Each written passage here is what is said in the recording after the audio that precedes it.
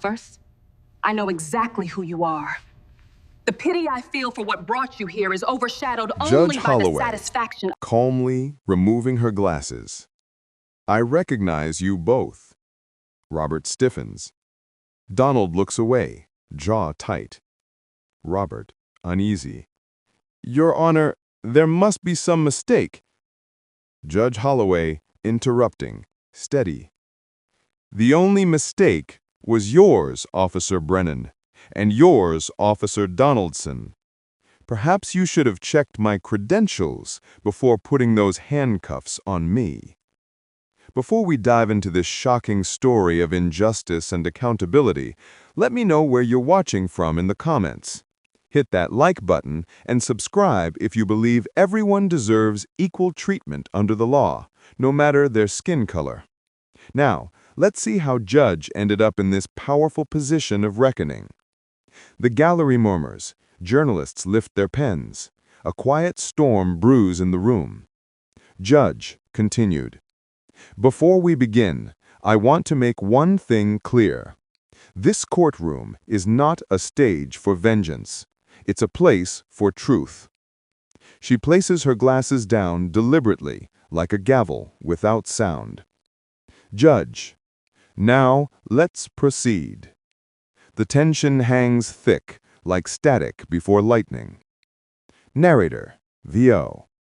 Judge Michelle Holloway had spent 20 years defending the law, never imagining she'd one day need it to defend herself. But less than 24 hours before this moment, she was on the other side of the badge. The camera pans toward her expression, calm, restrained, but haunted. Narrator, VO, continued. This is where justice begins, but not where her story started. Exterior, Philadelphia, gas station night. Flashback. Headlights sweep across wet concrete. A modest sedan pulls in. Michelle steps out, still in her work clothes, her posture weary but dignified. The glow of her phone lights her face as she texts. She doesn't notice the patrol car sliding into the station across from her. Two officers watch from inside. Robert at the wheel. Donald sipping coffee. Donald, suspicious. That's her third stop tonight. Maybe she's casing cars. Robert, smirks.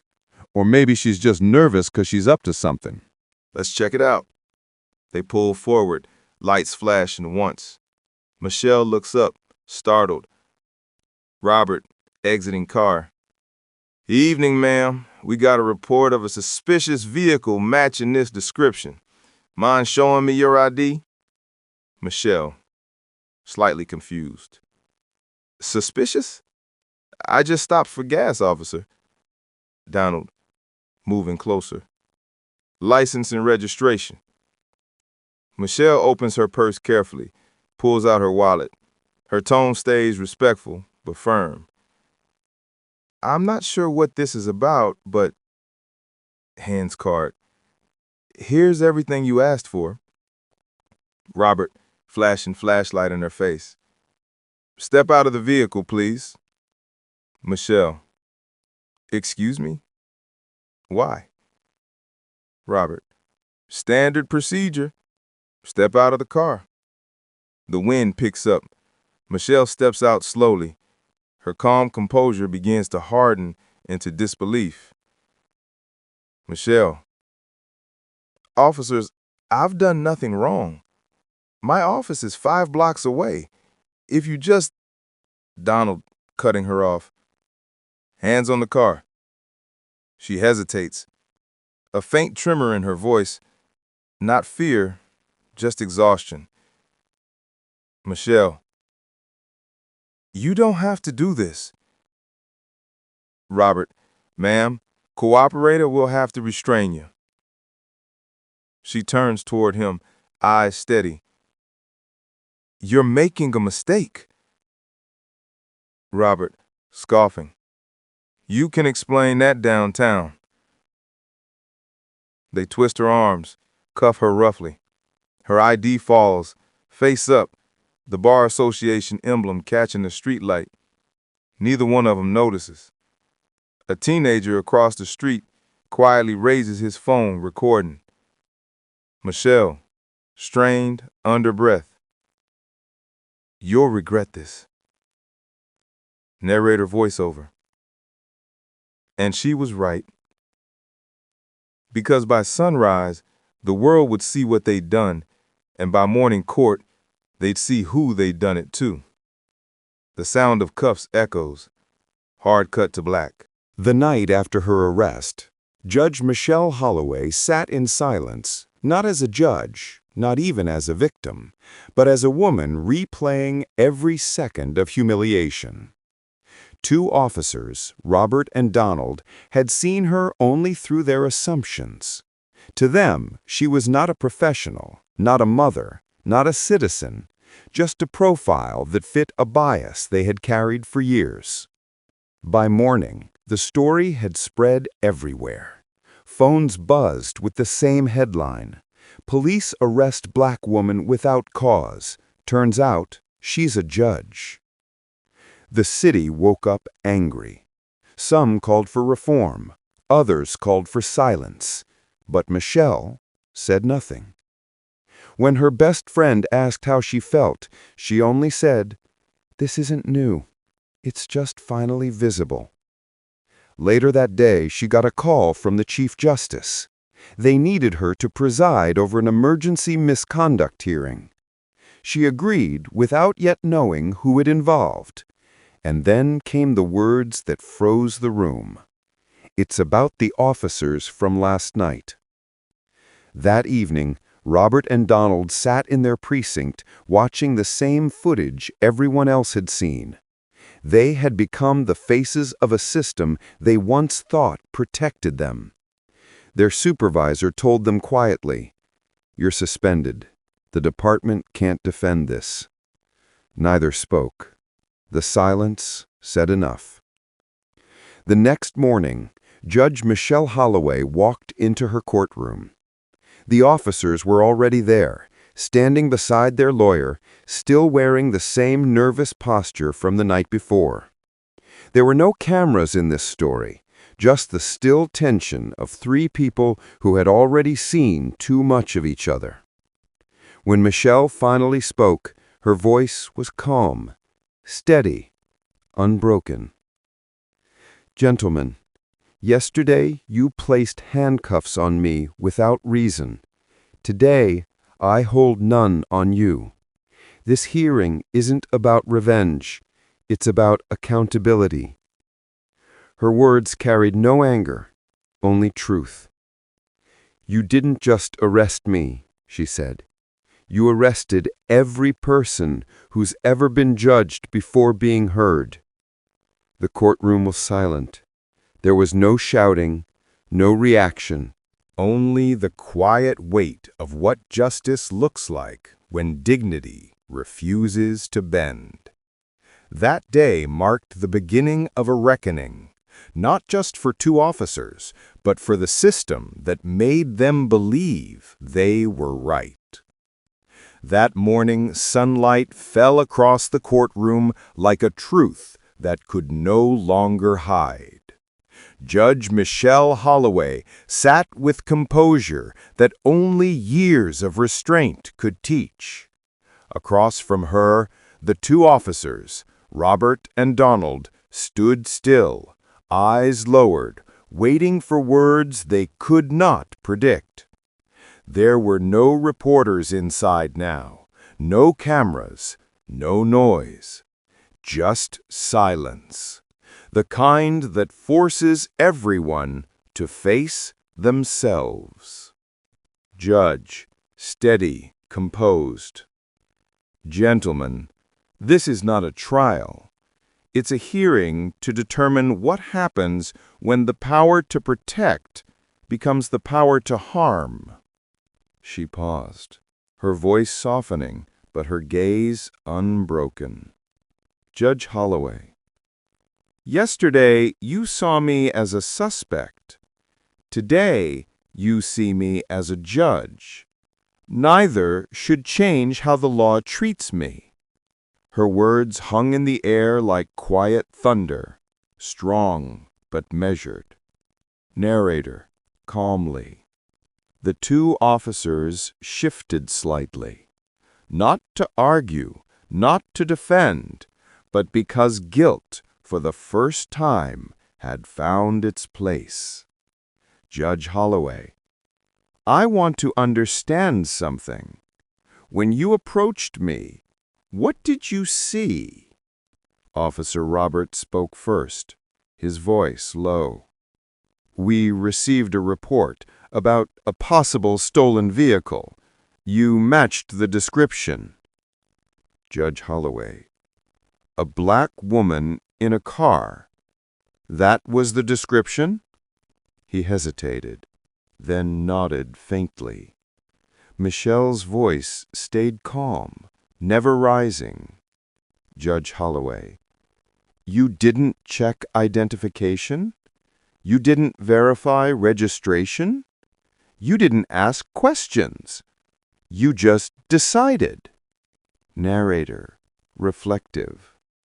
She wasn't angry. She was deliberate, exposing the quiet mechanics of bias, the way a surgeon reveals infection. Judge, do you know what that decision cost you? It cost you the right to say you served the law. Officer Donald swallowed hard. His voice trembled. We didn't mean to disrespect you, Your Honor. We were just following procedure. Procedure is only as just as the people who follow it. There was no sound but her words, simple, final, echoing. Narrator. And in that still courtroom something shifted, not in noise, but in conscience. The hearing continued for hours, though it felt like minutes. There were no arguments, just truth laid bare. And by the end, the same officers who once stood in authority now stood in reflection. When Michelle adjourned the session, she didn't gloat. She didn't celebrate. She simply said, "Justice begins where excuses end." By the next morning, the hearing had become the city's quiet storm. There were no headlines shouting her name this time, just whispers. Some called her brave, others called her biased. In the court of public opinion, justice never sits still. Judge Michelle Holloway reviewed the transcripts alone in her chambers. Each word reminded her how deep the roots of discrimination ran, not only in laws, but in habits, in glances, in silence. That day, she knew something bigger had begun. This was no longer about two officers and a wrongful arrest. It was about the structure that taught them to fear before they think. Still, she chose restraint. Her voice stayed calm, her posture unshaken. If I raise my voice, they'll say I'm angry. If I stay calm, they'll say I don't care. But truth doesn't need volume. It needs proof. Outside, the community waited. People gathered, not in protest, but in quiet solidarity. Citizens who saw in her story a reflection of their own. A teacher, a nurse, a father pulled over too many times, a teenager who learned to keep his hands visible at night. They watched not for punishment, but for possibility. Inside, the hearing resumed. The officers stood again, the same posture, the same silence. But something had changed. Their faces no longer carried defiance, only understanding. Judge Holloway addressing them. You see, justice isn't about making an example out of you. It's about asking what kind of world we've created where a badge becomes permission instead of protection. Her words were simple. No anger, no theater. just quiet truth cutting through the noise of excuses. Judge Holloway. When you profile someone, you teach fear. When you own your mistake, you teach courage. For the first time, both men looked her in the eye, not as a judge, not as a black woman, but as a human being, forcing them to see their own reflection. Narrator. Gentle pause. And that was the moment Michelle knew change doesn't begin in policy. It begins in discomfort. When the hearing ended that afternoon, no one clapped, no one shouted, but everyone felt the same thing. A shift. Quiet, invisible, but irreversible. Narrator. Steady, quiet reflection. The courtroom had emptied, but the echoes of that hearing carried through every hallway of the justice system. Emails, phone calls, private conversations. Everyone was talking, but no one was speaking the truth aloud. Judge Michelle Holloway had done something rare. She had faced injustice, not with rage, but with composure, and that unnerved people more than anger ever could. In the police department, a quiet investigation began. Not about the arrest, that was already public, but about the culture that allowed it to happen. Supervisors reviewed procedures they had ignored for years. Words like reform, bias training, oversight, once brushed aside, now filled the air like uncomfortable visitors no one could send away. Meanwhile, Michelle returned to her courtroom each morning, calm as always. But beneath her calm, she carried a new weight, the knowledge that one moment of humiliation had opened a door the system could no longer close. Judge Holloway softly during recess. Every generation thinks it's done with this conversation. But justice isn't a destination, it's maintenance. Narrator. The officers stood before her again for the continuation of the hearing. Their lawyers tried to argue procedure, protocol, perception, all the familiar defenses. But Michelle cut through them with quiet precision. Judge Holloway, you can't fix what you refuse to admit. You can't claim to serve the law if you can't see the people the law was made to protect. Narrator. Her tone wasn't harsh. It was measured, deliberate. The kind of truth that doesn't explode, it endures. Both men listened this time, and in that still silence, something human began to form. Not guilt, not shame, just awareness. Judge Holloway, closing her notes. What happened that night was more than a mistake. It was a mirror, and today that mirror faces all of us. Narrator, reflective, slower. The officers nodded faintly, not because they were ready to change the world, but because for the first time, they understood their part in breaking it. Outside the courthouse, a few reporters waited for comment. Michelle said only this: "Justice isn't about winning. It's about learning who we become when the world stops watching." Narrator. Her words spread online that evening, quiet but powerful, shared by teachers, activists, parents, and even officers from other cities. And for the first time in a long time, the conversation wasn't about outrage. It was about responsibility. Narrator, soft, measured tone. Weeks passed. The city calmed, but the silence carried a different sound. Not ignorance this time, but reflection.